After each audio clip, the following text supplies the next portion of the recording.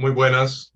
Mi nombre es Carlos Cosentino, soy médico neurólogo del Instituto Nacional de Ciencias Neurológicas en Lima, Perú.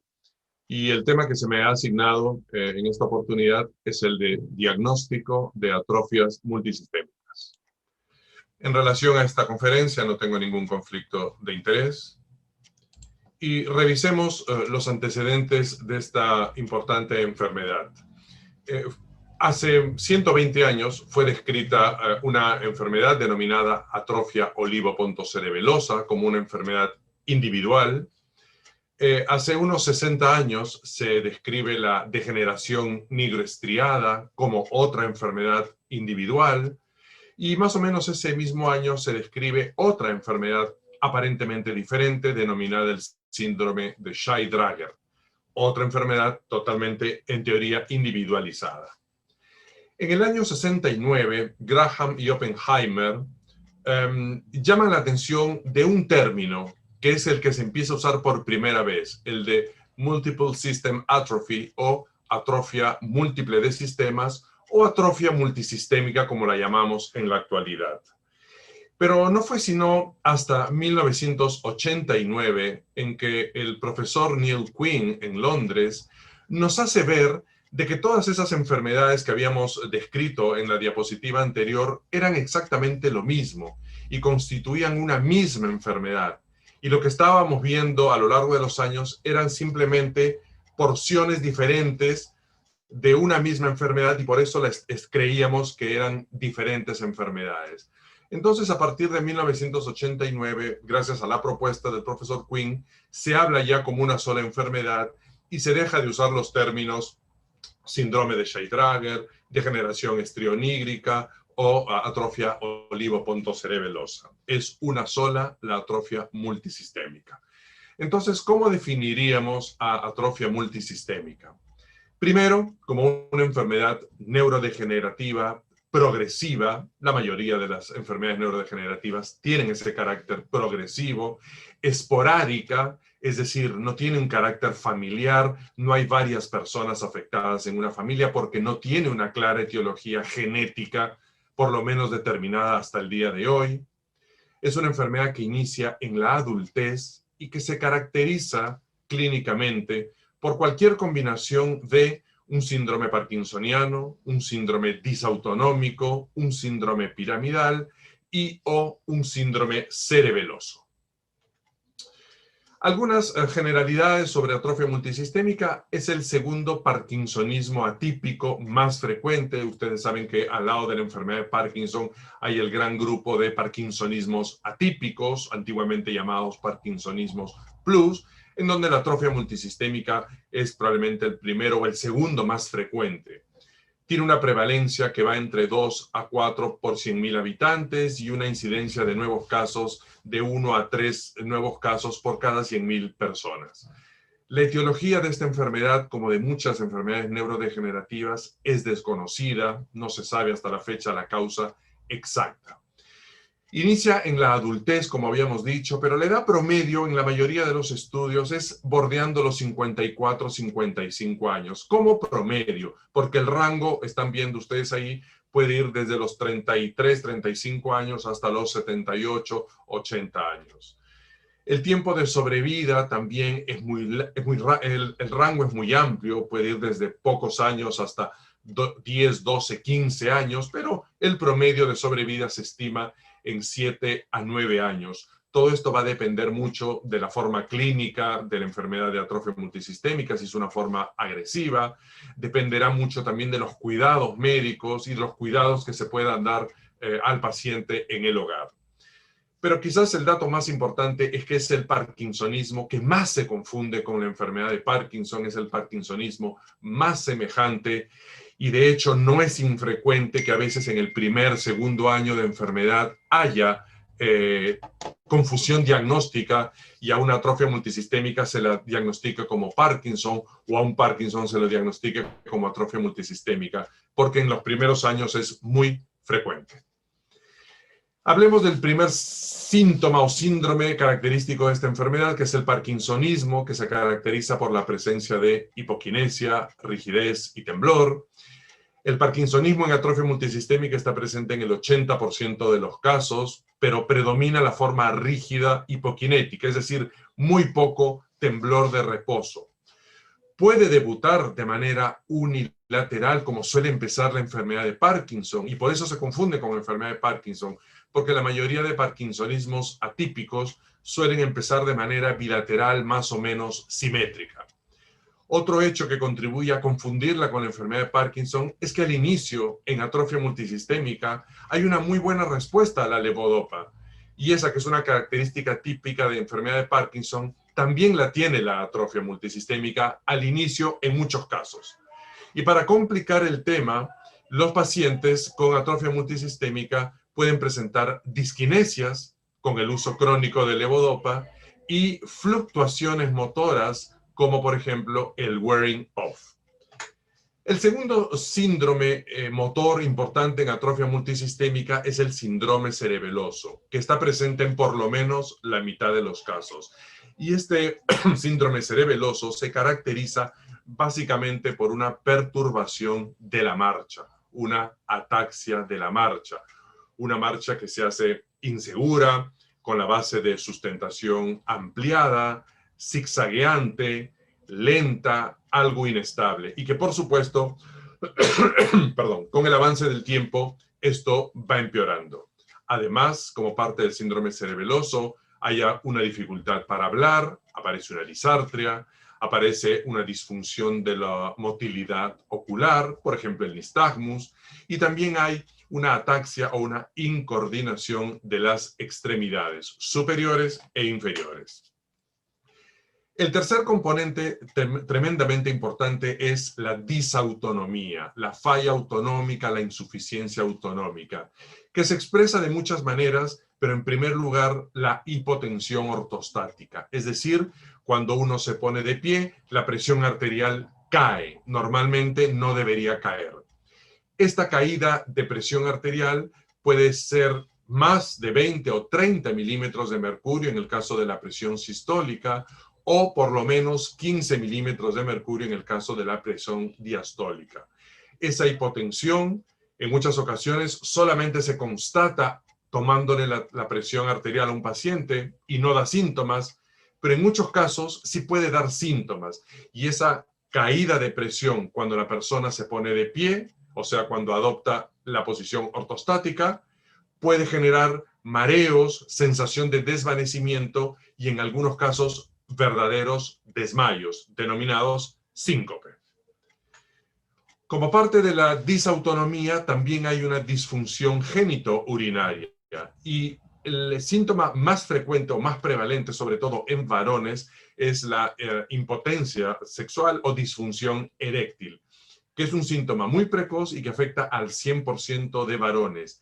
Sin embargo, este síntoma no tiene una especificidad muy grande porque, de hecho, con el transcurso de los años, en los varones, la disfunción eréctil es prevalente, no teniendo ninguna otra enfermedad. Así que hay que tener mucho cuidado con hacer el diagnóstico solamente basado en disfunción eréctil. Pero otros síntomas de la insuficiencia autonómica es la incontinencia urinaria, sobre todo una incontinencia urinaria que aparece en los primerísimos años del parkinsonismo, con un vaciamiento vesical incompleto, es decir, es una vejiga que tiende a retener orina. Y además, otro complemento de la disfunción autonómica es el estreñimiento, que en realidad ese es un denominador común a la mayoría de los parkinsonismos. Entonces, en la actualidad, y ya desde hace algunos años, se considera en la práctica clínica dos formas de atrofia multisistémica. La llamada forma parkinsoniana, cuyas siglas oficiales es AMS-P, y la forma cerebelosa, AMS-C.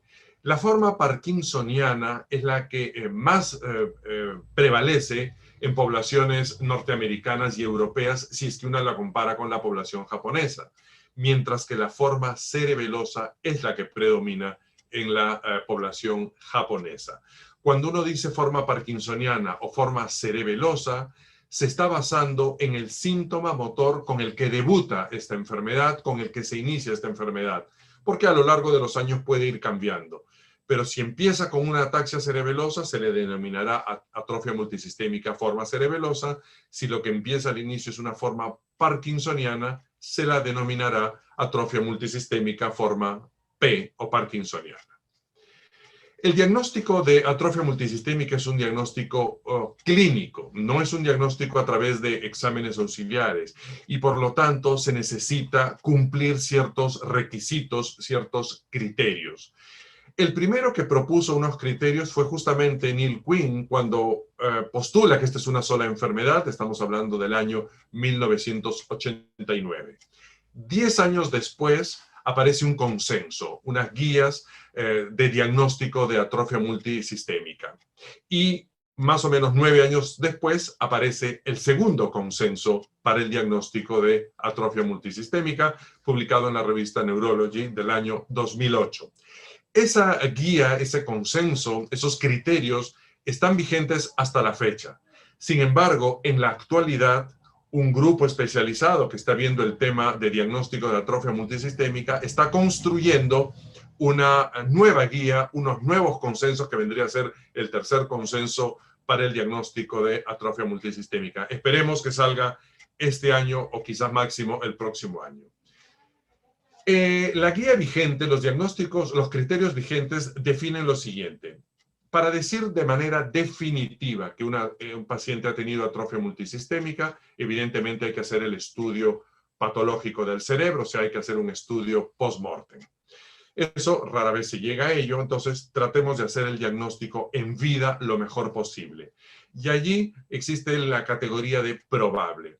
Para poder decir que una persona tiene atrofia multisistémica con alta probabilidad de que lo sea, debe cumplir ciertos requisitos, ¿no? Que sea una enfermedad esporádica, o sea, no genética, no familiar, progresiva en la adultez, con la falla autonómica y con un parkinsonismo con pobre respuesta a la levodopa o quizás con un síndrome cerebeloso si fuera la forma cerebelosa.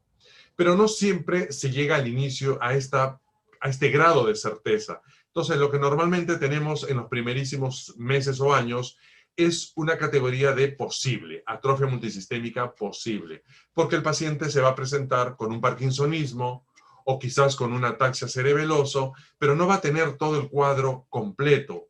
Pero sí hay que estar alertas de que podría tener algunos de los siguientes síntomas o alguno de los siguientes signos. Por ejemplo, si un paciente tiene un síndrome piramidal, que se expresa con un signo de Babinski e hiperreflexia osteotendinosa, pensar en que podría ser atrofia multisistémica. Si un paciente tiene desde el inicio un estridor respiratorio, que ahora lo vamos a ver en un vídeo, pensar que podría ser una atrofia multisistémica. Si el parkinsonismo no responde a la levodopa tan bien como lo suele hacer una enfermedad de Parkinson, sospechar. Si tiene posturas anormales de extremidades o de cuello, distonías anormales, considerar que puede ser atrofia multisistémica. Si hay atoros a la hora de deglutir muy tempranamente, porque en Parkinson puede haberlo muy tardíamente, considerar que puede ser atrofia multisistémica.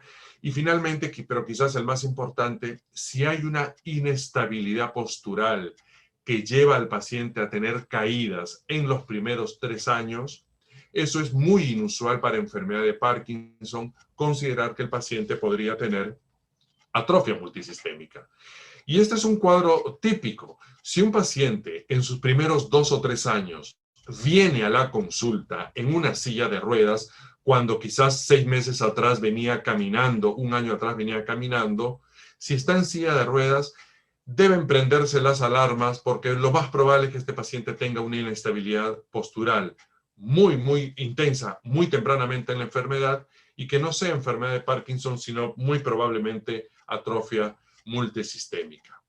Otro síntoma muy frecuente es este estridor laringio que sucede principalmente durante la noche.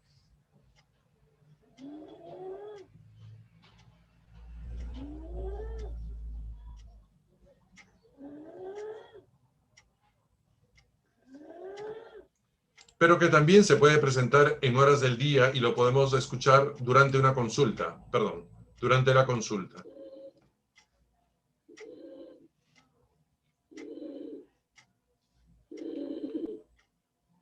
Entonces, estar muy atentos a escuchar esto en la consulta o preguntar a los familiares si cuando la persona duerme tiene este tipo de ruidos. Otros signos adicionales que apoyan al diagnóstico de atrofia multisistémica, pero que no está considerado dentro de los criterios oficiales, es las posturas anormales del cuello, sobre todo esta que se denomina antecolis, o las posturas dorsales anormales, como por ejemplo este encorvamiento muy pronunciado denominado camptocornia, o la inclinación del tronco hacia un lado o hacia el otro, denominándose síndrome de Pisa. Entonces son también elementos importantes. La frialdad o la cianosis distal de extremidades es otro signo adicional que nos debiera llamar la atención ante la posibilidad de atrofia multisistémica. Contracturas, distonías muy atípicas para Parkinson, pero típicas en esta enfermedad, son elementos que debemos de recordar, así como la distonía del primer dedo del pie en reposo o al caminar, que no es un signo de Babinski, sino es una distonía muy propia de esta enfermedad. Un dato importante desde el punto de vista clínico que hay que mencionar es qué alteración del sueño tienen los pacientes con atrofia multisistémica. Una muy particular que se denomina la alteración conductual durante la fase REM del sueño. ¿Cómo se caracteriza esta anomalía del sueño? Es que hay actuación motora, hay una serie de movimientos motores que hace los pacientes con atrofia multisistémica, usualmente reflejando lo que están soñando en ese momento. Y lo que están soñando en ese momento usualmente tiene un contenido violento, persecuciones, peleas, asaltos. Y lo que está soñando lo actúa. Esta anomalía del sueño es muy prevalente en un grupo de enfermedades denominadas las sinnucleinopatías, como lo vamos a ver un poquito más adelante. En este grupo está la enfermedad de Parkinson, la atrofia multisistémica y la demencia con cuerpos de Lewy. Lo importante de reconocer esta alteración del sueño es que puede ser predecesora a los síntomas motores o los síntomas disautonómicos. Lo mismo pasa en enfermedad de Parkinson. Mucho tiempo antes de que empiecen los síntomas motores, ya empieza estas alteraciones del sueño, que muchas veces el paciente no es consciente, sino quien es consciente es el cónyuge o la cónyuge, porque es el que ve cómo actúa durante el sueño el paciente. Este es un ejemplo de un estudio de sueño, una persona que está dormida, está en fase REM, y en fase REM no debería haber ningún tipo de movimientos, pero aquí vemos cómo esta persona está como defendiéndose, peleando, pateando con alguien. Y esto evidentemente es anormal y es muy característico de las alfa-sinnucleinopatías, como en este caso la atrofia multisistémica. Hay signos clínicos que nosotros enfatizamos que no son compatibles con atrofia multisistémica y si están presentes nos debería hacer dudar del diagnóstico. Por ejemplo, que empiece en la adultez muy tardía, después de los 75, después de los 80 años, rara vez empieza una atrofia multisistémica. Igualmente que haya un temblor de reposo predominante, que haya neuropatía periférica o alucinaciones visuales o demencia, o historia familiar de una enfermedad similar. Eso ya habíamos dicho, no nos debe hacer pensar en atrofia multisistémica. Desde el punto de vista anatomopatológico, hay una atrofia cerebral, evidentemente, sobre todo de estructuras profundas bastante específicas, el estriado, el puente y el cerebelo. Y cuando el patólogo mira en el microscopio, va a encontrar que ha habido una pérdida celular, o sea, hay un despoblamiento debido a la muerte neuronal propia de las enfermedades neurodegenerativas. Pero el hallazgo histopatológico más importante se dio en 1989 cuando se encuentran unas inclusiones intracitoplasmáticos, no en las neuronas, como es el caso de la enfermedad de Parkinson, sino en la glía, en la oligodendroglía, que es las células que sustentan a las neuronas para formar el sistema nervioso central. Este fue un hallazgo muy importante porque después de eso hubieron otros hallazgos, porque también se encontraron inclusiones en el núcleo, ya no en el citoplasma, sino en el núcleo de la oligodendroglía, y posteriormente inclusiones ya en las neuronas. Pero la primera es la más importante, las denominadas inclusiones citoplasmáticas oligodendrogliales, que viene a ser un marcador de atrofia multisistémica. Cuando en el año aproximadamente 94-95 se encuentra a la alfa-sinucleína como el principal componente de los cuerpos de Lewy en la enfermedad de Parkinson, se buscó la misma alfa-sinucleína en estos cuerpos de inclusión de atrofia multisistémica y se vio que efectivamente había gran cantidad de alfa-sinucleína. Entonces, primero, es ahí donde se empieza a hablar de enfermedades que se caracterizan por depósito y acúmulo de alfa-sinucleína, las alfa-sinucleinopatías, como la enfermedad de Parkinson y la atrofia multisistémica, pero esto permitió corroborar lo que Neil Quinn había dicho muchos años atrás, que eran todas una misma enfermedad: la atrofia olivopontocerebelosa, la degeneración estrionígrica, el síndrome de Scheidegger, e incluso en las formas clínicas, atrofia multisistémica, forma cerebelosa, atrofia multisistémica, forma parkinsoniana, son lo mismo. Y esto lo demostró la histopatología. De todas maneras, el diagnóstico es clínico, pero hay algunos comentarios importantes que hacer sobre los exámenes auxiliares. La tomografía cerebral es muy poco útil en la forma parkinsoniana. En la forma de atrofia multisistémica cerebelosa tiene cierto grado de utilidad, pero cuando la enfermedad ya ha avanzado muchos años y uno puede mirar, constatar la atrofia cerebelosa y la atrofia del tronco. Pero en estadios muy tempranos no es de utilidad la tomografía cerebral. Lo mismo pasa con la resonancia magnética cerebral en un caso ya establecido de varios años. Por supuesto, podemos apreciar la atrofia del cerebelo, característica de esta enfermedad, pero en etapas muy tempranas no es muy útil la resonancia magnética. Quizás pueda aparecer algunas anomalías muy sutiles que ya han sido descritas ya hace mucho tiempo. Una hiposeñal del putamen, con una hipotrofia o una atrofia del putamen, y en algunos casos se puede también ver una hiperseñal al costado del putamen, lo que se llama una hiperseñal paraputaminal en un lado o en los dos lados, que son signos, si bien es cierto, característicos de atrofia multisistémica, que hay que buscarlos con precisión para tratar de inclinar la balanza del diagnóstico y ver si la resonancia nos está ayudando al diagnóstico clínico. Otro signo muy característico, pero repito, tampoco es tan temprano, es luego de varios años, es el llamado el signo de la cruz en español o el hot cross bun en inglés, que es la forma que adopta la protuberancia, apareciendo esta cruz debido a atrofia de las vías que van por esa protuberancia, y esta protuberancia semeja a este panecillo que se come en ciertas épocas del año en ciertos países europeos. En la terminología española le llamamos el signo de la cruz porque efectivamente lo que se visualiza básicamente es una cruz.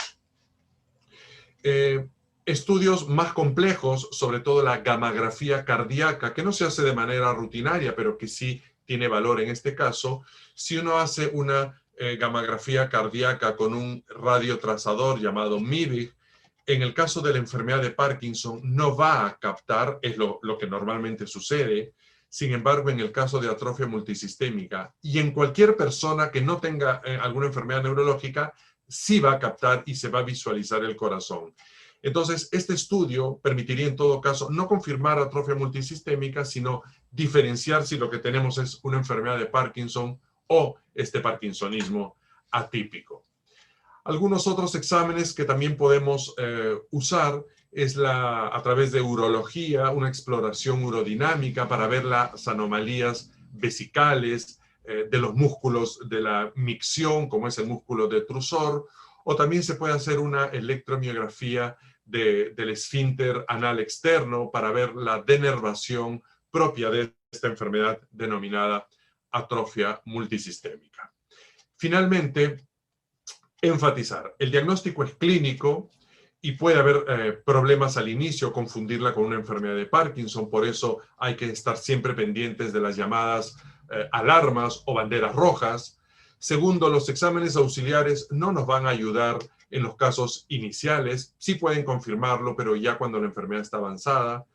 Y hay algunas escalas que nos permiten no diagnosticar, sino cuantificar, evolucionar el proceso. Y esta es una de las que se viene usando desde hace muchísimos años, pero también se pueden usar algunas otras escalas. Y de esa manera yo termino esta presentación y les doy muchísimas gracias por su atención.